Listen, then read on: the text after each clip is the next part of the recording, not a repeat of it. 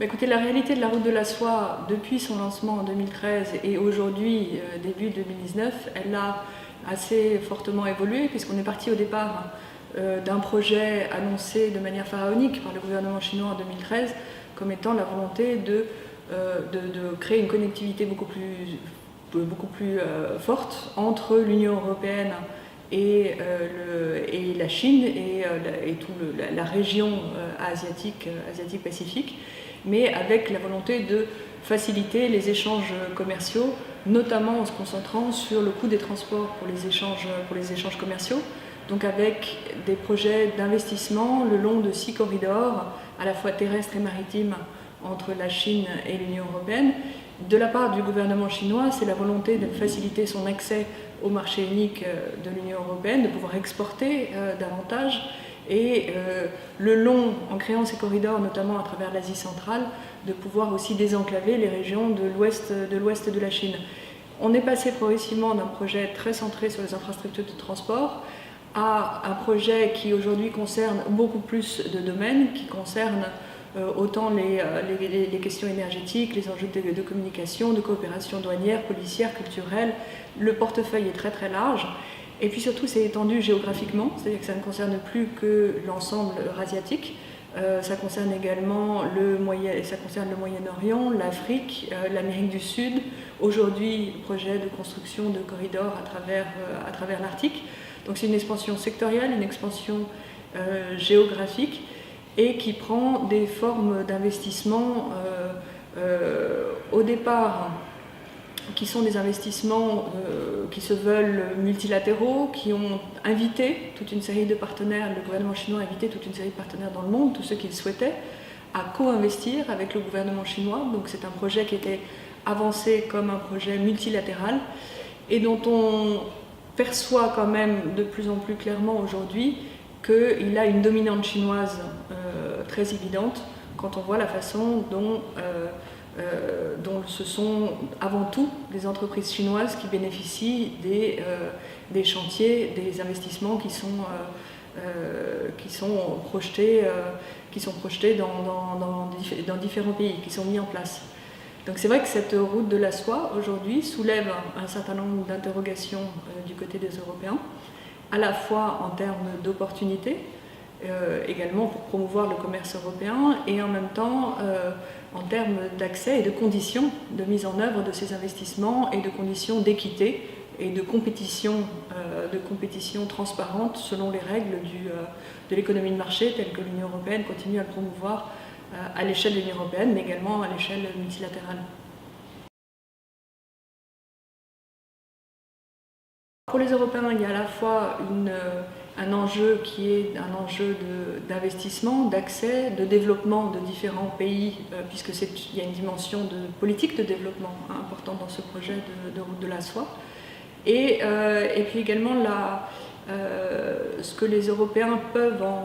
les bénéfices qu'ils peuvent en tirer en termes d'investissement direct chinois dans l'Union européenne,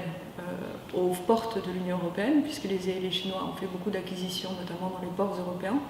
C'est maintenant 10% des ports européens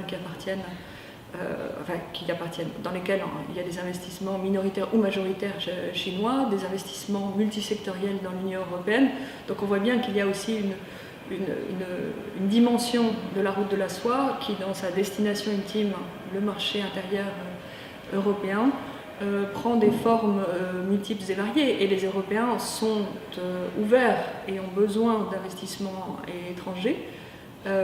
mais avec un regard également un peu plus d'anticipation aujourd'hui sur les implications à court, moyen, long terme, pas simplement à l'échelle d'un État membre de l'Union européenne et vis-à-vis de l'offre d'investissement que peuvent offrir les Chinois, mais vis-à-vis des incidences plus régionales au sens de l'Union européenne dans son ensemble, vis-à-vis de la sécurité de l'Union européenne, des intérêts sécuritaires de l'Union européenne et des intérêts économiques de l'Union européenne dans leur ensemble. Donc les intérêts, le regard que portent aujourd'hui les Européens qui ont abordé ce projet de manière un peu plus unilatérale, d'un État membre vis-à-vis du gouvernement chinois, de manière par des dialogues bilatéraux, aujourd'hui commence à se développer davantage au niveau européen en tant que tel, avec à la fois des attentes en matière de coopération vis-à-vis de la Chine, des attentes beaucoup plus fortes pour promouvoir ensemble des règles du jeu qui soient équitables et inscrire ça dans un cadre plus multilatéral qui s'intègre dans le cadre des règles multilatérales de l'OMC. Et puis une approche plus défensive également, d'anticipation sur les conséquences de cette route de la soie. Et là je fais référence au mécanisme de contrôle des investissements étrangers qui a été discuté, qui devrait être adopté au cours du printemps de 2019 avant les élections européennes et qui est une première amorce de mobilisation pour se doter d'une capacité de vue d'ensemble sur ces différents investissements et les implications que ça peut avoir vis-à-vis d'intérêts sécuritaires et stratégiques économiques pour l'Union européenne.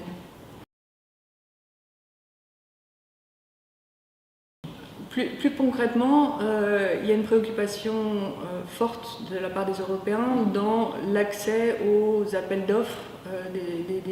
des marchés publics qui sont ouverts dans le cadre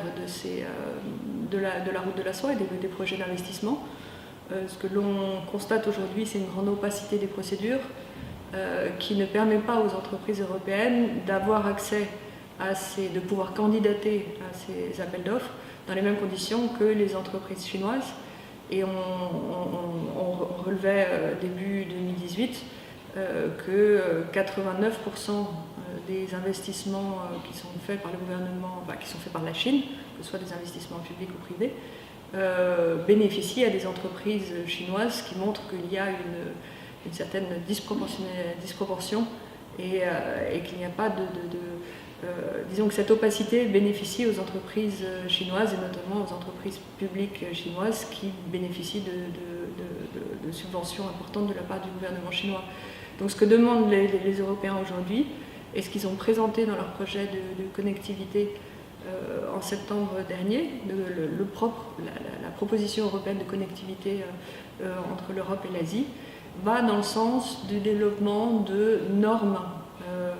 de règles du jeu plus équilibrées et qui pourraient protéger davantage les intérêts des entreprises européennes.